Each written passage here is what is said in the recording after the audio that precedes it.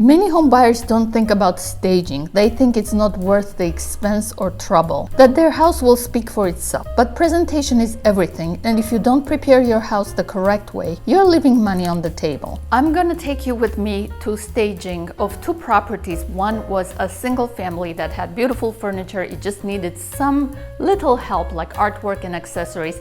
And the second one, a completely empty two-bedroom condominium. Noune's Greater Boston Real Estate Show.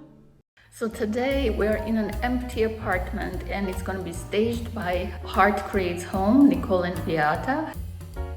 According to National Association of Realtors, the answer to the question, should I stage or not, is a profound yes.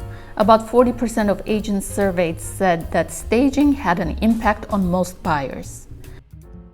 Buyers' expectations have changed a lot since the HGTV home buying shows became popular. Putting some furniture in an empty home makes it easier for buyers to imagine how they will spend time in that home.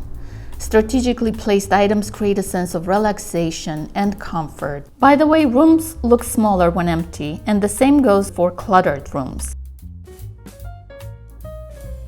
I try to get a feel for the house, and I'm not choosing by my own taste, because that would be not a good idea. Space is very open, so it needs larger pieces.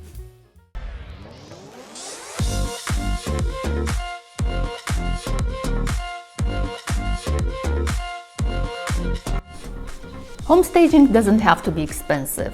If you're doing minimal staging like accessories and artwork, it will cost you about $400 to $600. If bringing in furniture, $1,500 to $4,000, depending on number of rooms to be staged in the home. So you didn't like the other ones, the orange ones, the pictures? No, I didn't like the orange one.